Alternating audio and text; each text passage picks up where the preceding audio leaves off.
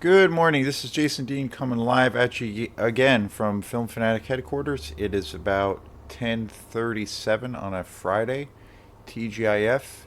Hope everyone is looking forward to a weekend. It's supposed to be pretty warm, very spring-like. Spring is approaching, so spring is a pretty awesome time of the year. It's good time. So yeah, I again always love to start these shows by saying giving a big shout out and thank you to all the folks who have been subscribing to this weird little channel that I have. And I love interacting with other film fanatics. I've had a lot of people comment on a lot of the videos I've been posting. I do a video every day, and sometimes occasionally occasionally it gets hard to do a video every day, but not really. There was last weekend I we had a series. Well, last week we had like three big storms, two really massive snowstorms, and the one day that I was going to do a video, I had I shot a video and then but my internet. Luckily, we didn't lose power here, but my internet was gone for about 2 days, and it would come after about 24 hours. I would get it, but then it was really wonky. I would lose it, and so I couldn't really upload any videos for a while. So in the time being, I did two videos, and then that following Monday, the internet was back and it was fine, back to normal. So I uploaded two videos, and plus I shot a video, so I did like three videos, within a 24-hour span. But usually I try to do a video every day. It's fun. It's therapeutic for me. I love sharing the passion that I have for these movies.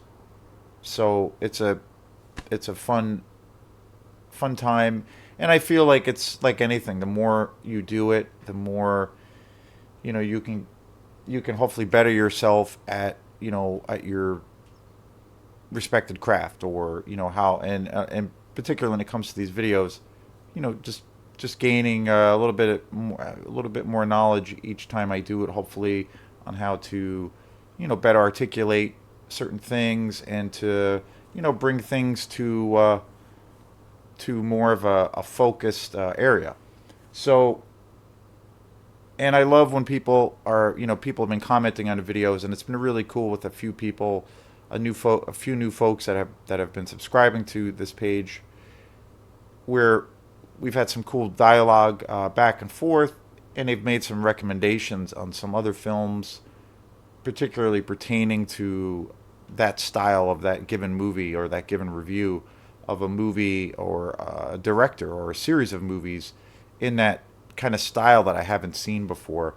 And I love that. That's super awesome. And one of the cool things is, a lot of the times people will leave a comment saying that they're new to the channel, and they might have come across a video on this page of a movie they never heard of, and it's something that they are into, or maybe a particular genre, and so they'll check it out. And that's, to me, that's the best. To me, that's the payoff. That's why I do this, and so I totally love the that interactive aspect of doing something like this. It's a lot of fun, and it's a passion project, but it's kind of more. It's just it started off, my love for all things movies always was a hobby of mine. I've always really loved movies, and it was always kind of on the side of kind of my life. But now it's kind of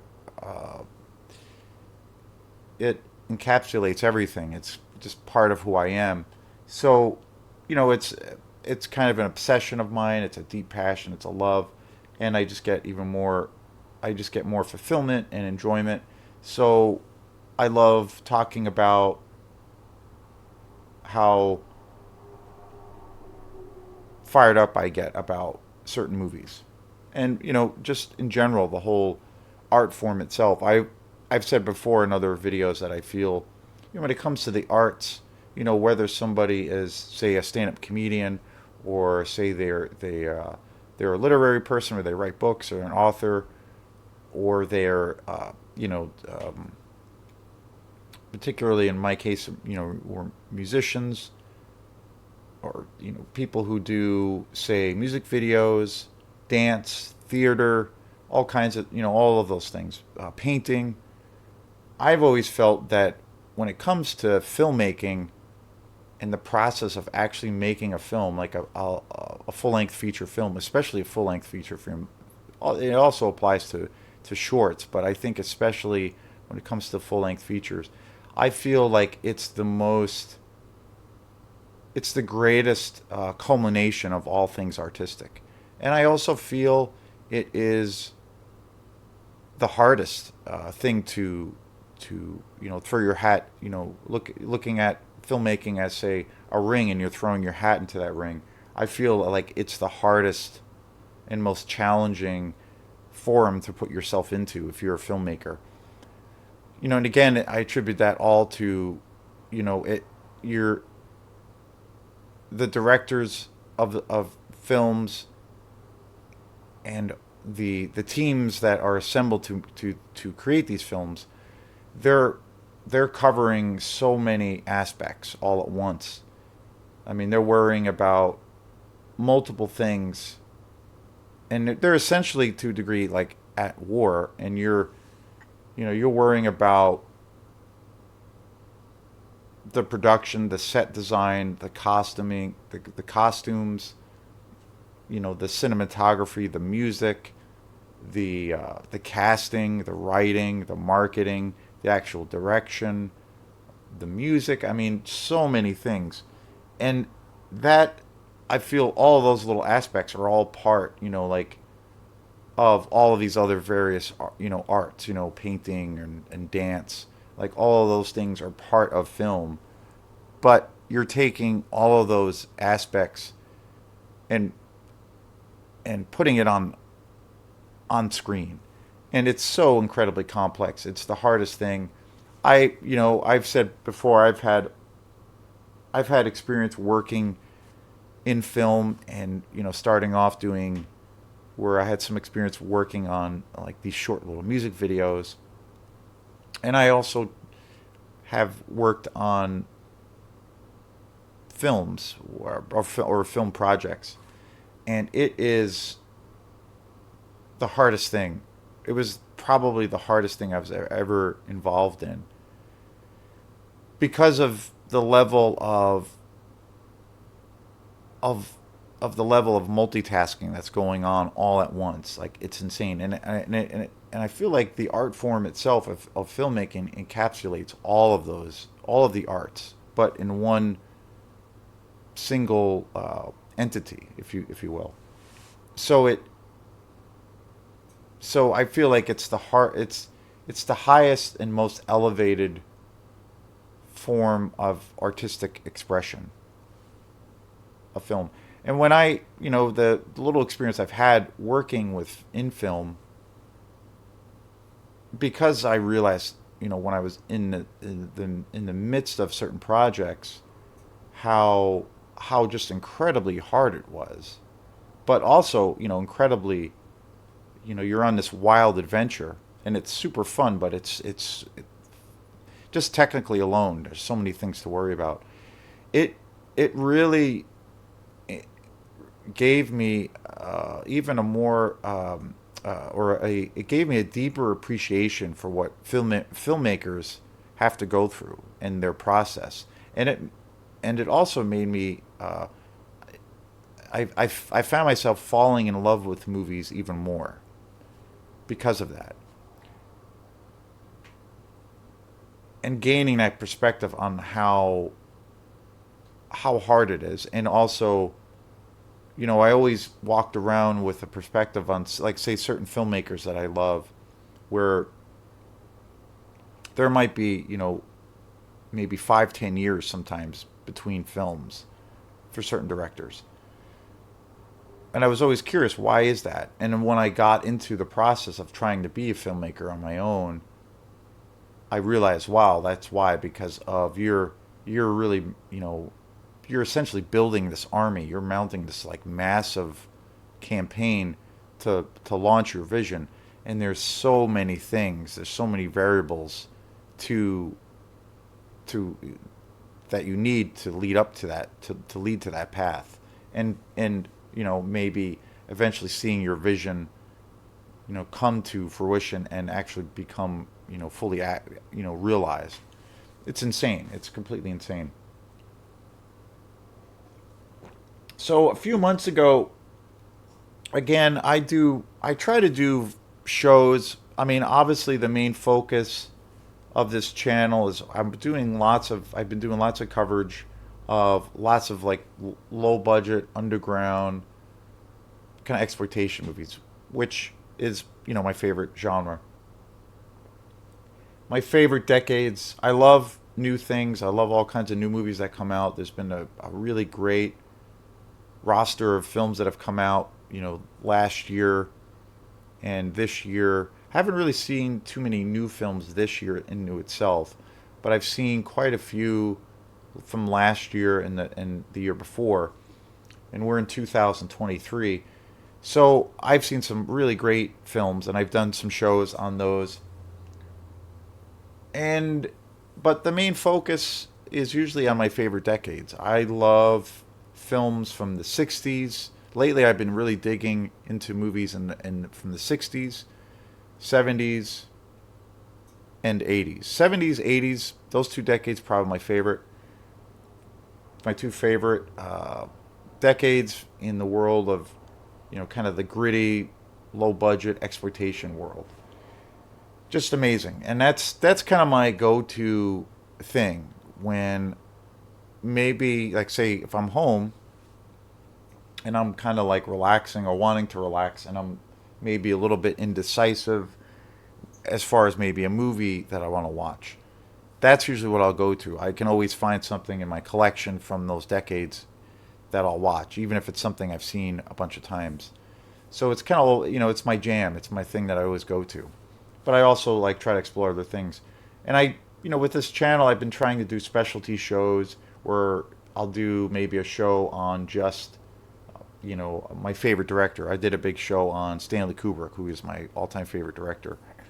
Did a show on him, and then I did a show where I did just a talk on, you know, mostly from my perspective, but then also from lots of conversations and discussions I've had with people that friends and people that I have met in passing who are also, in music or they're in the arts, and we've talked about, kind of the commonality of what we kind of share as far as what we find is inspirational, and then also, from a very individual perspective, like what kind of fires us up to kind of create things.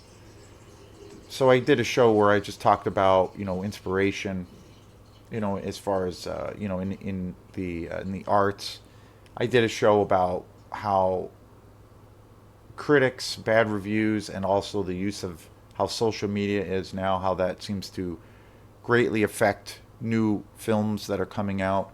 So I try to mix things up, do specialty shows on topics that are definitely part of the movie world, but the videos I hope to kind of present them in a way that they're also their own thing.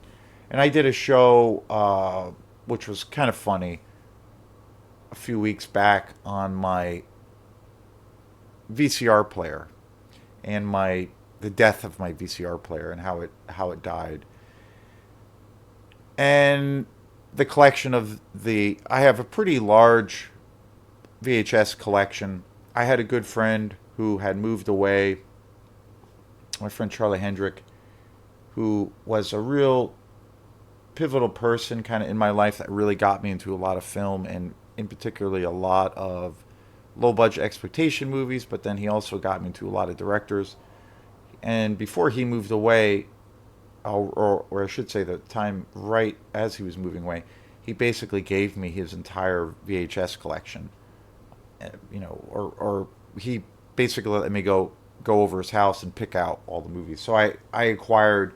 I always had a lot of VHS tapes kicking around, but through Charlie, I ended up accumulating, quite a few, probably too many. And over the last couple of years, I had my VCR back up and running. I had a sound system set up. I actually had a man cave set up for my VCR player with a subwoofer and four speakers. But the thing was so old, and it pretty much died last month. So I did a show, which was like a memorial show to my VCR player. I don't really have, any drive to buy another. I know I could probably get another VCR player.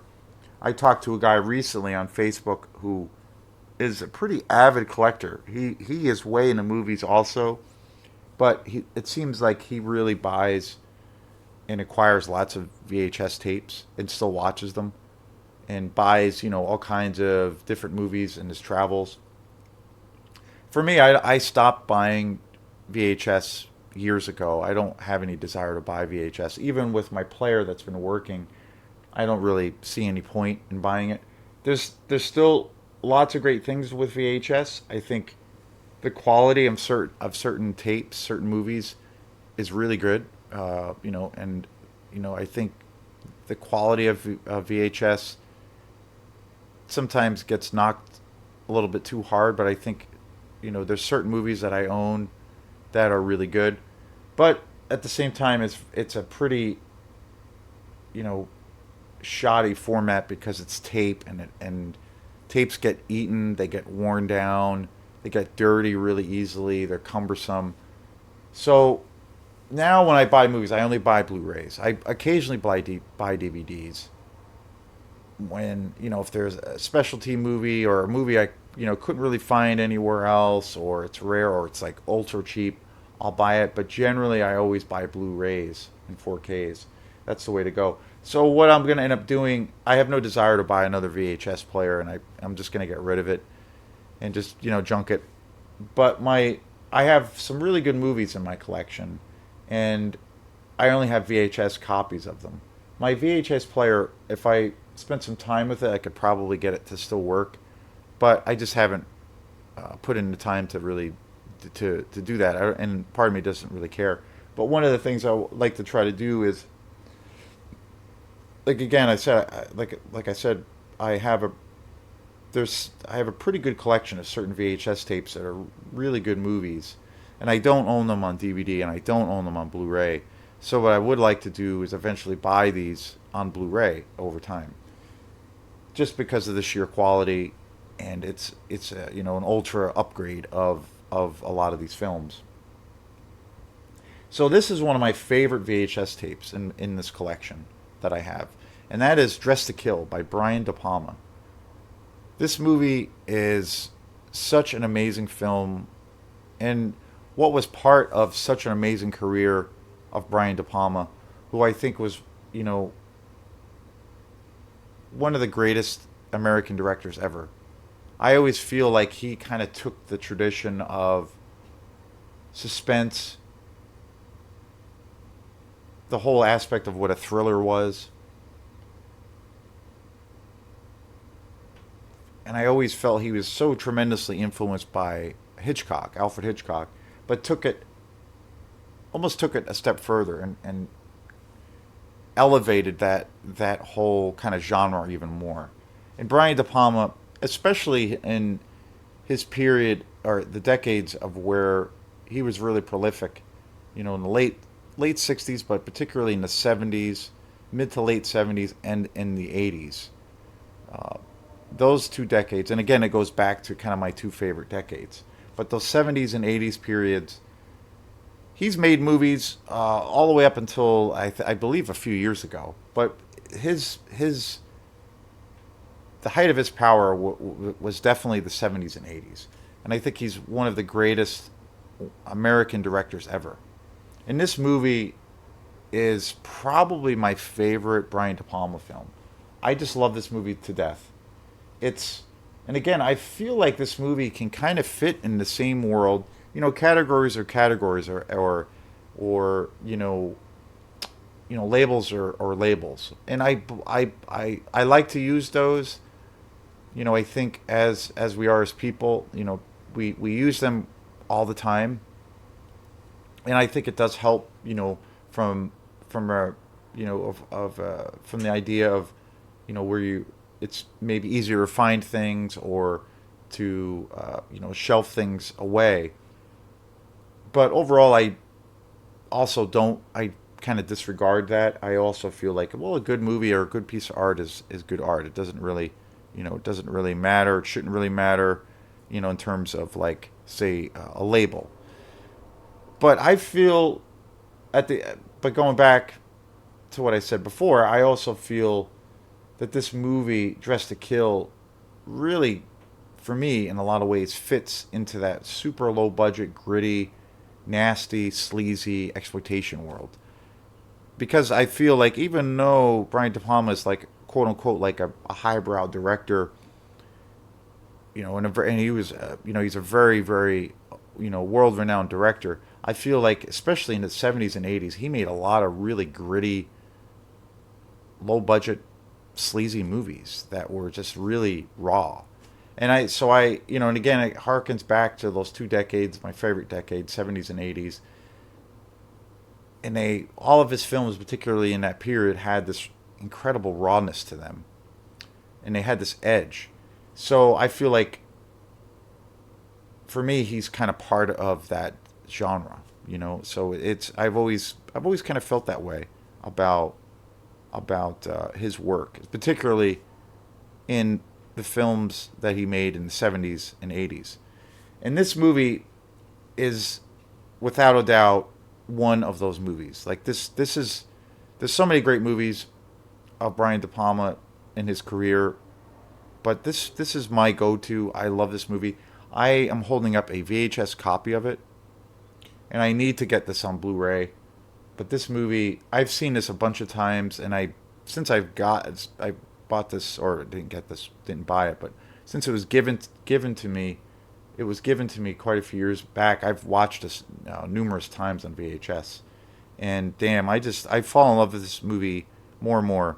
It stars Angie Dickerson, Nancy Allen, and the famous, iconic Michael Caine, who is so good in this movie. I'm a huge Michael Caine fan, and I just feel like I've never seen him in a film like this since then, where he essentially plays like a serial killer. And it's he plays such a complicated role, and where where you get to the story, or when you get to the meat of the story, especially like the third act, there is such a switch in his character. And I think it's one of the greatest performances. For me, it's probably my favorite performance of Michael Caine in his amazing career. This also stars Keith Gordon, Ken Baker, Robbie McDermott, Amelie Collar. Just such a phenomenal movie. This movie also is, like, again, it came out in 1980, and it's essentially about this. I look at this movie also to be a slasher movie. Brian De Palma did lots of dramas. He did, action movies, some science fiction, and movies that have elements of horror. But to me, this is like his version of a slasher movie.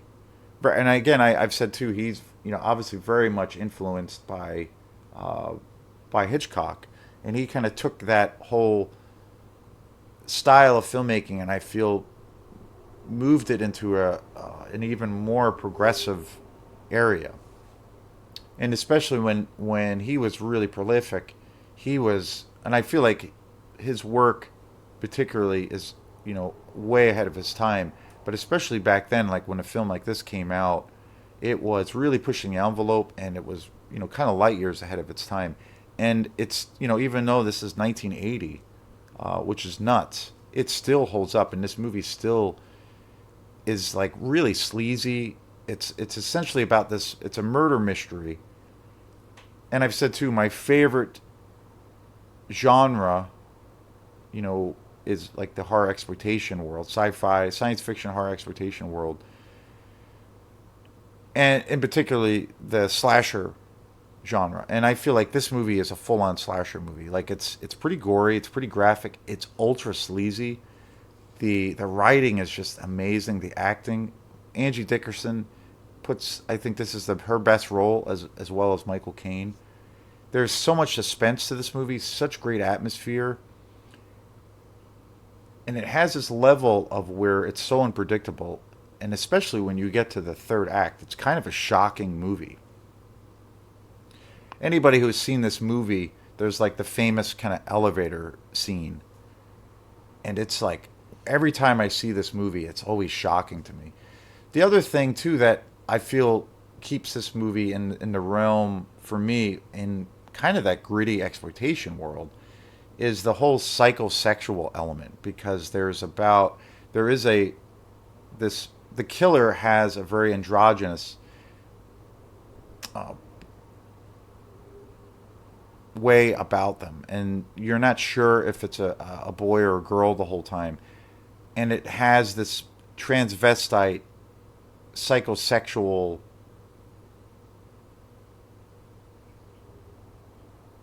vibe to it the entire time, and so it makes it even more suspenseful. And that's a theme I've seen in lots of exploitation movies where they tie in. Not only is it maybe a film that's about sex, or it might be, say, it might even be like a pure sex exploitation movie, but it deals with like heavy, people who deal with various amounts of various degrees of or severe trauma that they've experienced, but then it's coupled in with sex and violence. And that's something I've seen really explored heavily. The whole psychosexual thing, I've seen that really explored heavily in the exploitation world. Movies like Castle of the Creeping Flesh is one, where there's like obviously that psychosexual thing going on. Even to a degree, Maniac, my favorite slasher movie of all time by Bill Luswig, that has a psychosexual element. And so it has that fusion of sex and love and these murderous uh, impulses. And this movie really epitomizes that. And because of the way the film is structured, I feel like this movie is like his, Brian De Palma's, slasher movie. So for me, it aligns itself even more with that world of like the gritty, underbelly of cinema, particularly in the 70s and 80s, which is, a major part of the exploitation world. And it's super raw. It's really dirty. It's a super sleazy movie. Also, it's not a commercial movie, even though Brian De Palma is like kind of considered a highbrow director to a degree. But this movie is just so raw, and so it's a he's cut he was cut from a different cloth than most other directors, especially when it came to quote unquote Hollywood directors, where they had massive budgets. But I just yeah, and the track record, particularly for Brian De Palma in the 70s and 80s, and even the late 60s, is pretty staggering. Just unbelievable. He he's probably the two biggest movies he's probably most known for are films like Scarface, which I think is an awesome movie, super awesome, and then also Carrie, which is another film of his, which is definitely a full-on horror film. And Scarface came out in 1983, classic movie. I love it. One of my favorite Pacino roles. I own that on. I have a DVD copy of it. I don't own it on Blu-ray, but one day I will definitely have to get it. I do have Carrie, and that came out in 1976. And that movie, I definitely consider that to be part of the kind of the gritty horror exploitation world. I do have that on Blu-ray, and that movie is so awesome. Honestly, I love that movie to death. And I think it's one of his best films, and that is definitely an example of him diving totally deep into the horror genre. And of course, that was based on the Stephen King novel, the iconic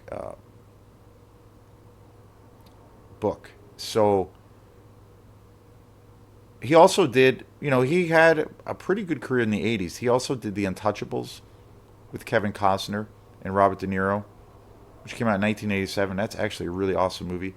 Another movie, and this is a movie I did on this channel probably about a month ago. And this movie is another one I just think is such an awesome movie, and it's called Blowout. I had never seen it. I just saw it for the first time, and that came out in 1981. And that movie is just this crazy, bonkers, like sci-fi movie. And again, I consider it to be part of the whole, at least in my opinion, part of that whole kind of underbelly of the gritty 70s, 80s kind of exploitation world. Blowout is definitely one of those films. I mean, it's super gritty. It's really raw. It's kind of a disturbing movie. There's a lot of body horror in the movie. It's also a horror movie, also, but very much a sci-fi story that deals with like telekinesis. He also did another film with Al Pacino, Carlito's Way in '93, which is actually a really great movie. And then of course this classic, Dress to Kill, 1980, so awesome. He also did the first mission of the Mission Impossible movie with Tom Cruise in '96. His span of movies is pretty unbelievable, like the different genres that he's covered. Body Double is another one that I love. That movie again is one of those movies that I feel kind of fits in that kind of the dark underbelly of the exploitation world. That's again another movie which came out in 1984 at the height of his power, along with Blowout, where it's super raw, it's super gritty, and it deals with, these like psychosexual themes, and it really pushes the envelope. And it's about essentially the serial killer. So awesome movie. He also did this really experimental film, Phantom of Paradise, in 1974, which is a musical, and that is such an awesome movie too. And I consider that to be definitely part of the exploitation world as well. Again, super low budget, really, really creative, and really, really inventive, really wild. I have not seen that movie in a long time. I would love to buy that. Body Double I have on DVD.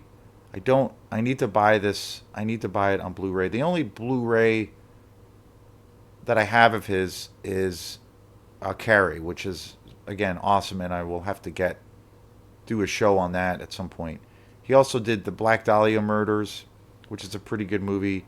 Casualties of War in 1989, Michael J. Fox and Sean Penn, which is actually a really awesome movie. A great Vietnam War movie.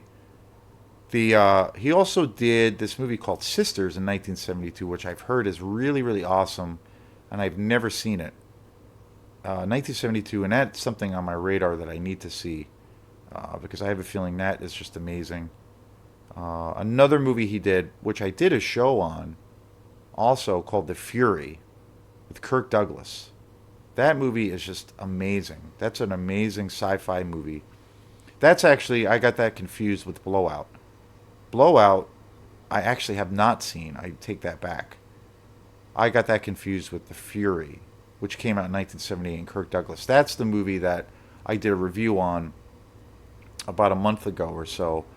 And that is a movie that is definitely like a hardcore sci-fi movie with all kinds of like body horror.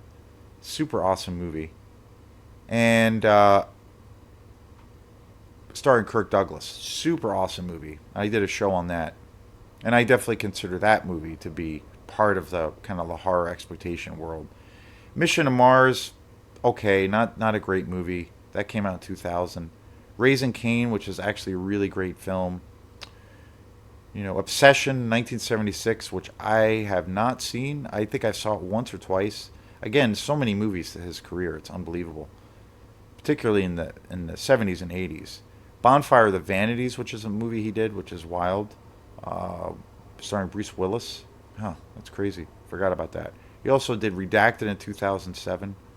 Domino in 2019, which is a pretty decent movie. There's also a documentary about his life and all the films that he's done that came out really recently that I've heard is really good. I've seen excerpts of it and it looks tremendous. And at some point I'd like to see it. Wise Guys with Joe Piscopo and Danny DeVito in 1986. I mean, just a crazy career. And I believe like the last couple of movies that he hasn't put out a new movie in quite a few years, but the last two movies that he did were those movies, Mission to Mars with, and I believe Val Kilmer is in that, and then also Snake Eyes with Nicolas Cage. Snake Eyes is actually a pretty good movie. I love Nicolas Cage. He's one of my favorite actors. That's something I want to see again. But when it comes to Brian De Palma, I'm all about like his early films, like the mid to late 70s to the 80s. So, and again, Blowout, like I made a mistake talking about that movie. I got it confused with The Fury. Blowout is a movie I've heard is really, really awesome, and I think that is the movie that stars John Travolta. I've heard that's a really awesome movie, and I haven't seen it. There's, a few of his films I have not seen, but this I have to say is my favorite of what I have seen of his work. This is, like I said, this is his version of a really gritty slasher exploitation movie. Super super sleazy. It has a real, even though it does have this film had a large budget, it feels like it has a low budget, and super suspenseful, and it's really dark. And this movie, I feel, definitely pushes the envelope. It's such an awesome movie. I need to get this upgraded on Blu-ray. I'm sure there's a really sweet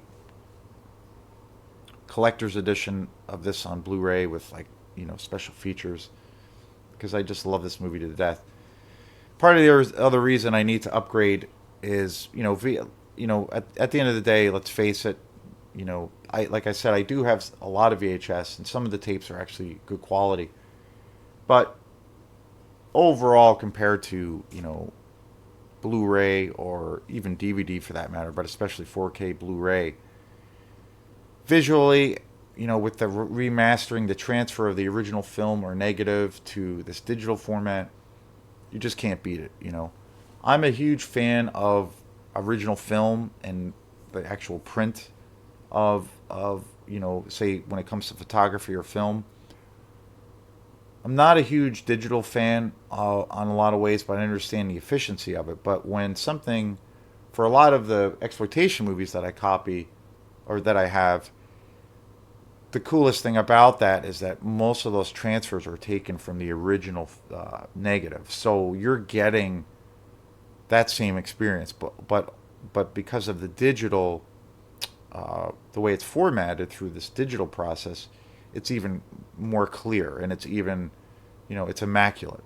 But yet you're still getting that grittiness that you'll see, that you would see on, if you were watching the original film. So it's this great balance. And also what always comes along with that is that the soundtrack, the sound design and what have you is all remastered as well. So the quality is just through the roof. So that's why I got to get this on Blu-ray at some point. But definitely my favorite Brian De Palma film. My favorite role, like I said, of Michael Caine, one of the greatest British actors ever. So damn good. So I highly recommend this. I don't recommend seeing it on VHS. Do yourself a favor and get it on Blu-ray, which I need to do. So thanks again. This is Jason Dean. I'm going to be signing off for today. So really appreciate the love. If you like this channel, please subscribe, and keep the comments coming. And stay tuned for more shows. And happy Friday. Peace.